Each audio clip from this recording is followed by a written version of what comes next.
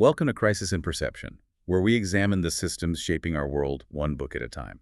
Today, we're launching into a deep dive on a really monumental work, Edward E. Baptist's The Half Has Never Been Told, Slavery and the Making of American Capitalism. Hmm. And this isn't just history, it's a systems breakdown. The book doesn't just ask us to reflect on the moral tragedy of slavery, which, we know well.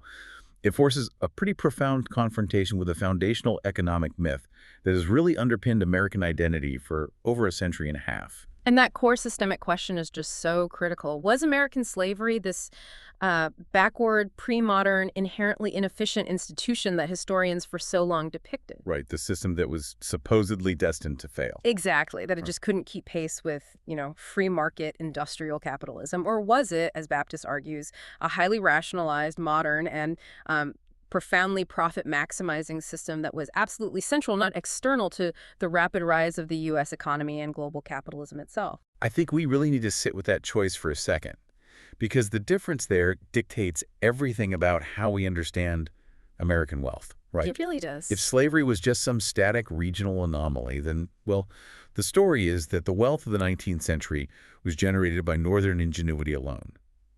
But if it was a dynamic engine, then the true origins of American prosperity are far more violent and systemic than our typical narratives allow. And that's exactly why this deep dive matters so much right now.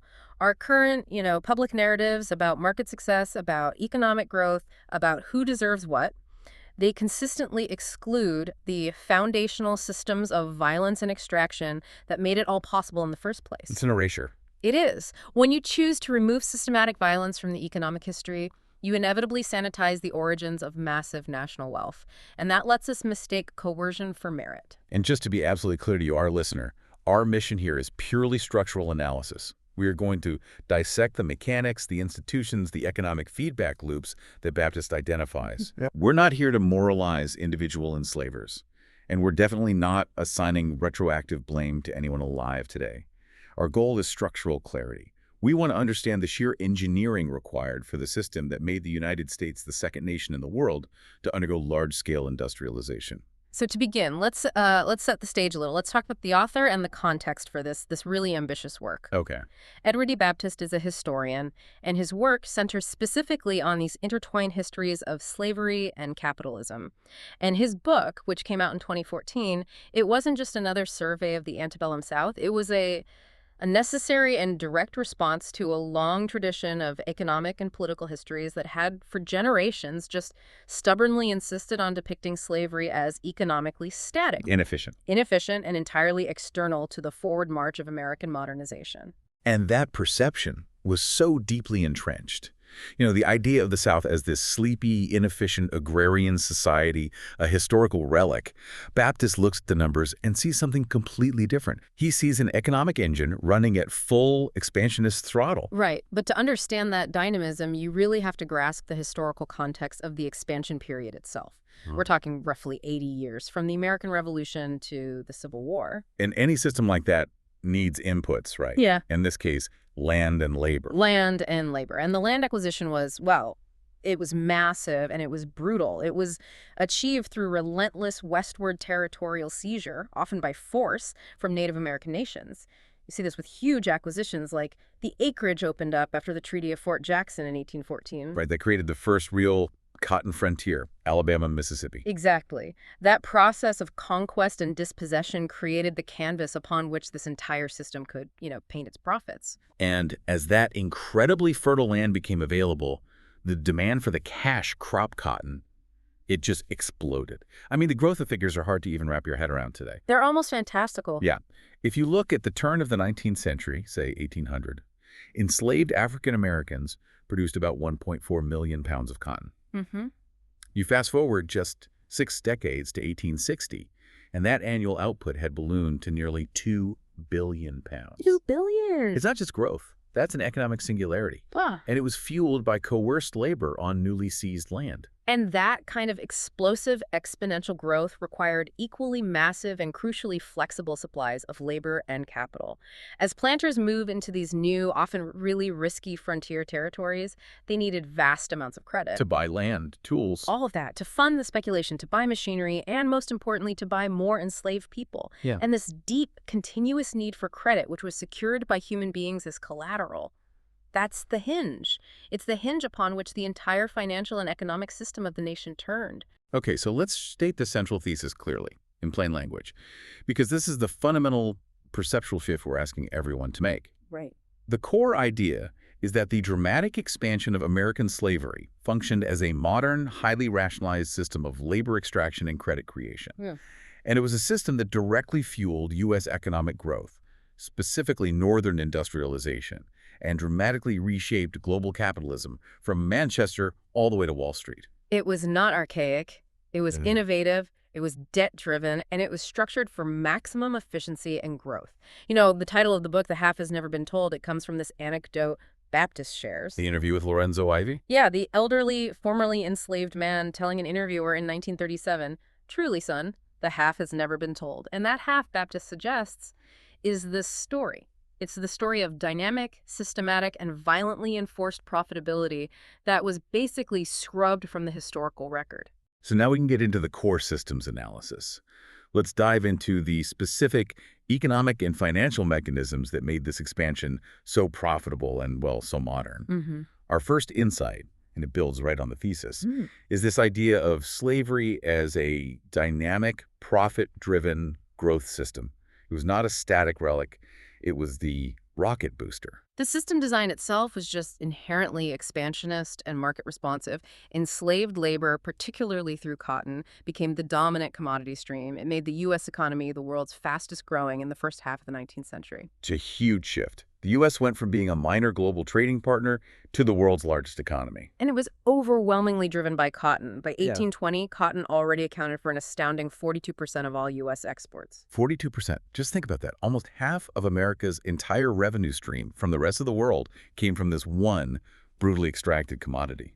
And the incentive structure driving this was, nothing short of a fanatical, relentless profit-seeking. These enslavers were entrepreneurial in the extreme.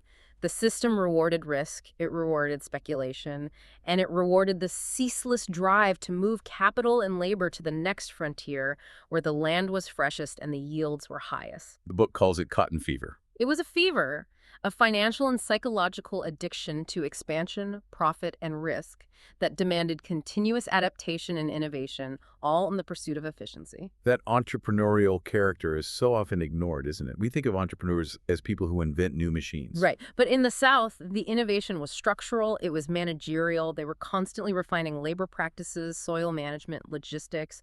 It was market responsiveness taken to its most violent extreme. And this dynamism is what allowed the system to remain the dominant world force, not just regionally, but globally for the whole period. This intensity of expansion leads us right into the next systemic mechanism, which is forced migration as a mechanism for capital expansion.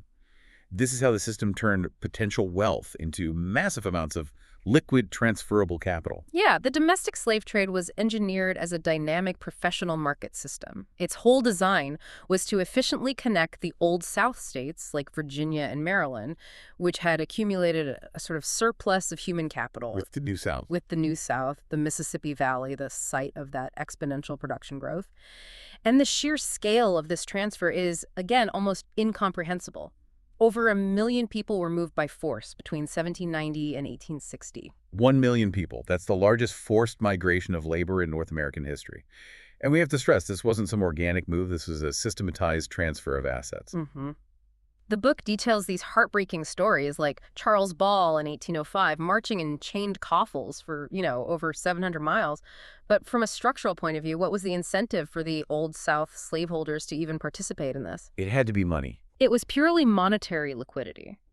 They used the sale of enslaved human beings, often tearing families apart in the process, to pay off their own debts, to finance their own smaller resettlement journeys west, or just to unlock the massive monetary value that was stored in their human property.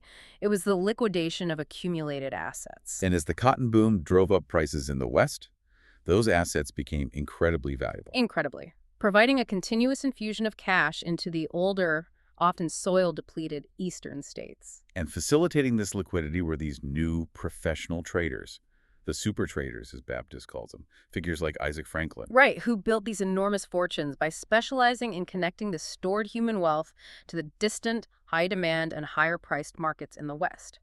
These traders managed everything: the logistics, the risk, and the immense violence inherent in turning a human being into a liquid commodity that could be rapidly transferred across great distances and financial ledgers. But the ability to monetize people wasn't enough. They needed unprecedented efficiency from that labor, which brings us to the third and maybe the most chilling insight: right-handed power and the whipping machine. Right. So if slavery was really so modern and dynamic, where did the efficiency gains come from? Industrial history tells us that efficiency usually comes from machines, from automation. But as you said, the mechanical cotton picker wasn't invented until the 1930s. Exactly. The system design here is that the efficiency gains were entirely managerial and coercive. They were not mechanical. They came from a highly rationalized, measured labor system that enslaved people themselves, termed the pushing system, or more directly, the whipping machine. That term, whipping machine, is so revealing. It tells you the violence wasn't random. It wasn't just driven by individual rage. It was a calibrated tool of production. That's it. The incentive structure was continuous surveillance and measured proportional torture. Overseers used tools like their slates and these incredibly detailed record books, like the one from R.C. Ballard's 1852 ledger, to track each enslaved person's output by the pound every single day. And they enforced escalating quotas. Escalating quotas. And here's the truly shocking element of the system's rationality. They didn't just whip people who failed to meet the quota, they often whipped the most productive people, forcing them to increase their output even further, which then set a higher bar for everyone else. My God. The goal was to continuously push the frontier of human productivity, to find new efficiencies in the very act of labor. So this compulsion, it actually generated innovation, but through negative reinforcement. It forced enslaved people to constantly invent subtle ways to increase their own productivity, like developing new ambidextrous picking techniques or figuring out how to manage the rows more efficiently. Yes, and Baptist has a term for this. He defines this stolen cognitive effort as left-handed ingenuity, the subtle adaptive skills of survival that was forcibly channeled into the service of their enslavers' right-handed power of domination and profit. And the economic outcome of this systematic compulsion was just staggering. Staggering. Baptist estimates that the efficiency gains generated by this pushing system were virtually equal in numerical measure to all the mechanical ingenuity in all the textile mills in the Western world. Wait, say that again? He's saying the forced innovation in the South rivaled the innovation coming from the entire Industrial Revolution happening in places like Manchester. Productivity per person just continually increased, allowing enslaved African Americans to become the world's most efficient cotton producers. And that efficiency drove down the price of cotton. It plummeted. The real price of cotton fell to a mere 15% of its 1790 cost by the time of the Civil War, which literally fueled and cheapened the entire Industrial Revolution globally. Okay, so if the violence extracted the efficiency, the next step was to finance the violence itself. We have to move from the cotton fields to the grand halls of global finance. This brings us to the fourth insight: human bodies treated as securitized financial assets. To maintain this just dizzying pace of expansion, to buy more land, more tools, and more labor, enslavers needed massive continuous access to credit.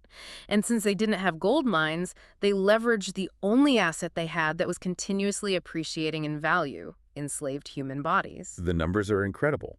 By 1850, the total value of enslaved people in the U.S. was estimated at $1.3 billion. Which represented almost 20% of all national wealth. It was the largest single pool of liquid collateral in the entire country. 20% of all U.S. wealth. It's a pause on that. To put that in perspective for you, the value of that human capital asset pool was larger than the value of all railroads, all manufacturing plants, and all specie gold and silver combined. It was the bedrock of the American financial system. And to unlock that value, financial innovation was required. And the most crucial innovation was the Consolidated Association of the Planters of Louisiana, or CAPL model, from 1827. They pioneered what they called faith bonds. And this system design is what we would now recognize as securitization. It's one of the most sophisticated tools of modern finance. So how did it work, specifically? For those who aren't steeped in modern finance, securitization is taking individual illiquid assets, like a mortgage on a single home, and pooling thousands of them together into a standardized security that can be traded globally. How did CAPL apply this to slave mortgages? They pooled thousands of individual slave mortgages, which were highly risky and localized debts, and they bundled them into uniform securities, or bonds. And the critical element was that these bonds were often state guaranteed. So the risk was mitigated. It was, by the promise of the state and the underlying collateral, the land and the value of the enslaved people working it. These securities could then be packaged and marketed to distant investors who knew nothing about individual planters in Louisiana, but who trusted the American financial system and that state guarantee. And they weren't just sold locally. These bonds went international. We're talking about massive financial institutions like the Rothschilds in Europe, the Baring brothers. Yeah, absolutely. And this is what you mean when you talk about socializing risk? Explain that. This financial innovation dramatically shifted the moral hazard. The risk of default was taken away from the immediate borrowers, the planters, and the immediate lenders, the local banks.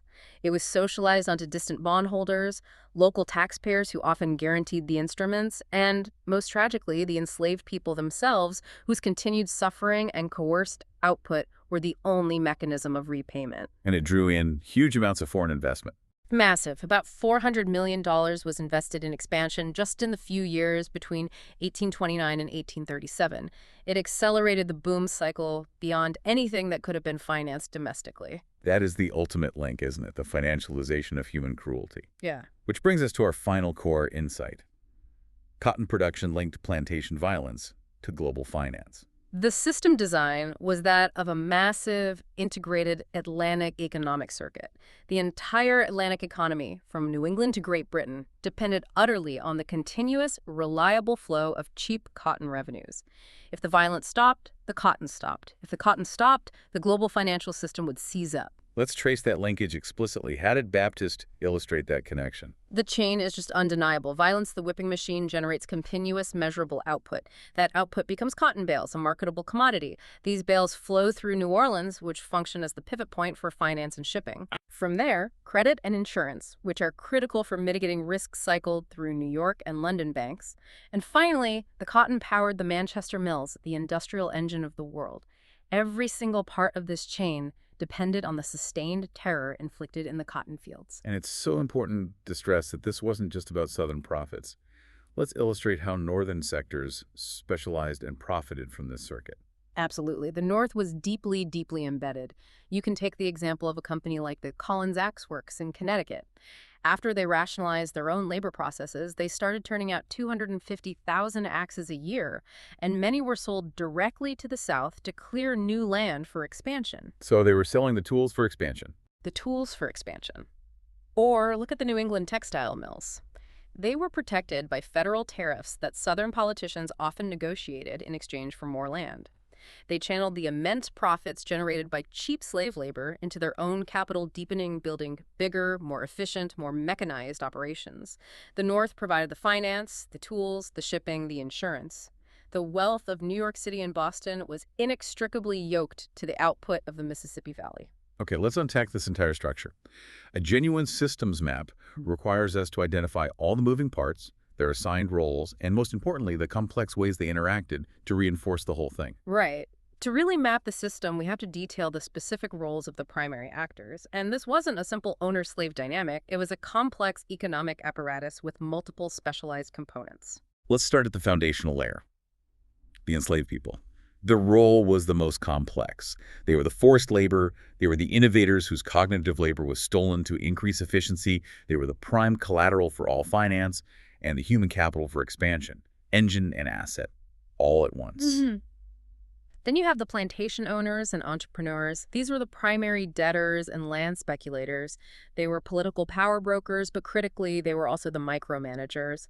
They were the innovators who designed and continuously refined the pushing system. They translated market demand into specific levels of measured violence. Then you have the middlemen, the traders, super traders, and factors. These specialized middlemen, Isaac Franklin, and later firms like Lehman Brothers or Buckner, Stanton, and Kocha, they were the logistical and financial arteries of the system. They connected supply in the Old South with demand in the New South, facilitated the flow of credit, and managed the immense risk of physically moving human bodies across the continent.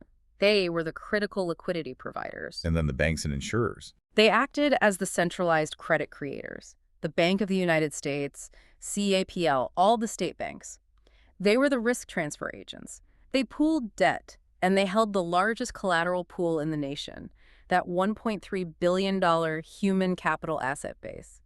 They were essential for funneling European savings into the frontier far faster than could have happened organically. And the ultimate capital came from the Northern and European financiers and merchants, the Rothschilds, the Baring brothers. They were the ultimate creditors and beneficiaries. Their capital funded the large-scale expansion, and they benefited hugely from cheap, reliable raw cotton, high interest rates on the bonds they bought, and the stability that came from American cotton dominance. And finally, you have the politicians. You can't leave them out.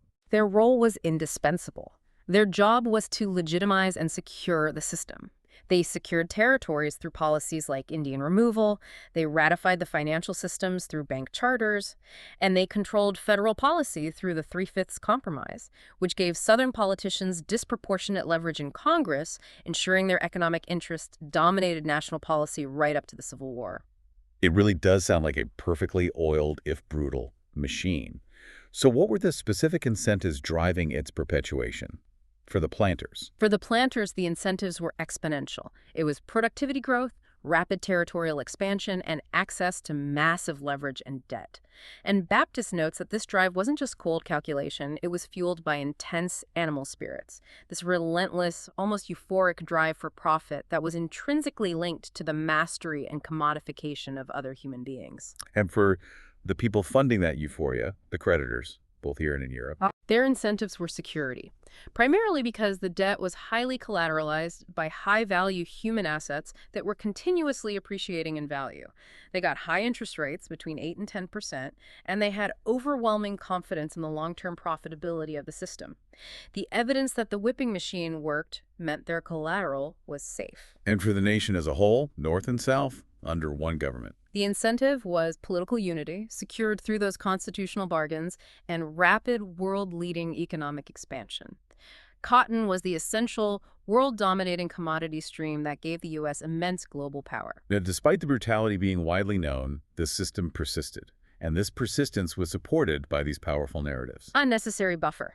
The dominant stories were those of progress, civilization, property rights, and economic inevitability. The belief that the nation was destined for greatness, manifest destiny, acted as a kind of moral shield, overshadowing the means by which that greatness was achieved. And what's so fascinating in Baptist analysis is how those narratives were subtly reinforced, even by people who were against slavery. Yeah. You detail this odd agreement between abolitionists and pro-slavery writers. Yeah, it's strange. They often found common ground in arguing that slavery was inefficient or unprofitable. For abolitionists, it was a moral argument dressed up in economic terms. Evil must be wasteful. For pro-slavery advocates, it was a defense mechanism. If it's inefficient, then the North should help subsidize the transition. So they both agreed it was a bad business model, just for different reasons. Exactly. And this strange shared historical narrative that slavery was economically deficient allowed later historians to effectively sanitize the economic history. They separated the massive wealth of the 19th century from the story of modernization, and they turned slavery into a purely moral problem rather than the core economic engine that it was. That separation was politically vital after the Civil War. If slavery was just a backward institution, then the vast accumulated national wealth couldn't possibly be owed to African Americans.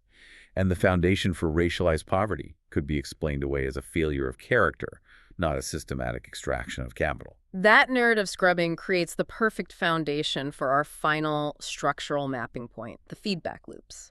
This is why the system intensified, why it grew more brutal and more dominant rather than collapsing under its own weight. Let's focus on this central reinforcing mechanism, the violence productivity loop. This was the absolute heart of the system. The systematic violence, the whipping machine, led to continuous increased output of cotton. That increased, reliable output translated directly to higher asset value for the enslaved people themselves. And you see this in the prices.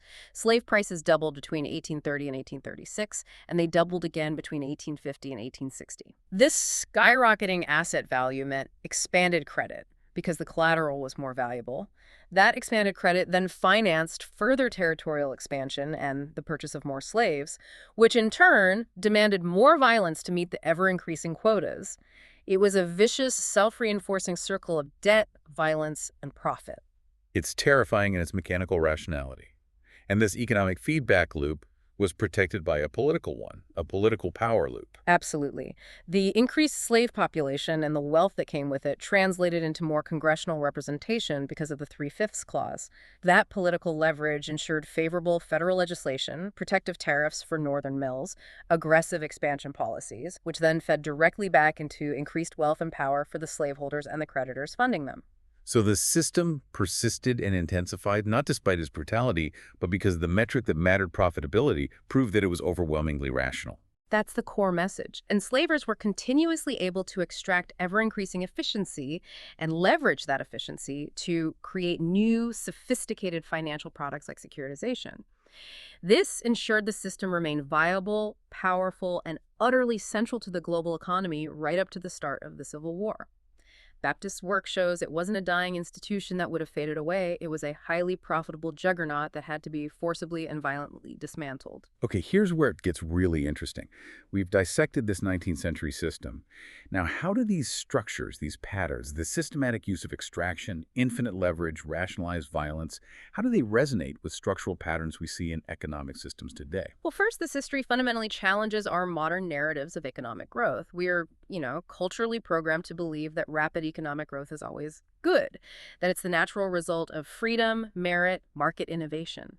This history shows spectacular continuous growth achieved through highly efficient, systematic coercion and violence. It challenges the basic assumption that to escape the Malthusian trap, you need new machine technology. Baptist's analysis suggests the trap was escaped here through the technology of calibrated torture and managerial labor innovation. Precisely. We have a fundamental faith that free labor is inherently more efficient because it rewards ingenuity. But the numbers show that the compulsion of the whipping machine was, in fact, the most effective known mechanism for producing the world's most critical raw material at that time. It forces us to ask, what other systems today might be achieving spectacular efficiency through unseen forms of coercion or debt or extraction? Second, the book really exposes this historical tendency toward the separation of capitalism from its historical foundations. We want economic history to be clean. We want to believe that neutral economic laws operate in a clean, violence-free vacuum governed only by supply and demand. But the evidence here reveals that the core engine of U.S. industrial capitalism, the massive debt, the land seizure, the continuous supply of valuable collateral, was fundamentally violent and coercive. This directly challenges that cherished myth of entrepreneurial success based purely on merit and free labor.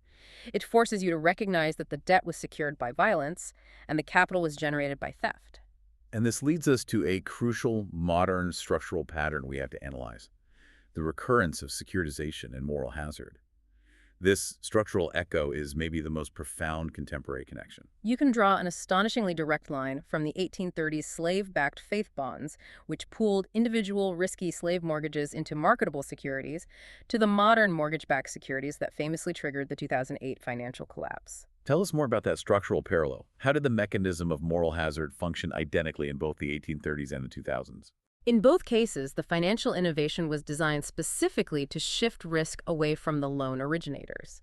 The CAPL bonds allowed local planters and banks to offload the uncertainty of frontier agriculture onto distant European investors. Similarly, in the 2000s, subprime mortgages were packaged and sold globally. In both cases, this created an intense moral hazard. Right, the originators, the planters, and the mortgage brokers now, they no longer cared about the quality or viability of the underlying asset. Not at all. They were incentivized only to create as many loans as possible because the risk had been transferred onto a distant market. So when the underlying asset prices fell, whether it was the price of cotton in the Panic of 1837 or the price of housing in 2007, the risk amplified catastrophically throughout the global system because it was so widely dispersed and so highly leveraged. The structural parallel is just uncanny. The desire for seemingly infinite leverage, the pooling of volatile assets, and the socialization of risk, which, critically, always falls hardest on those with the least agency. It was the enslaved in the 1830s whose bodies backed the debt, and it was vulnerable homeowners and global taxpayers who absorbed the loss in the 2000s.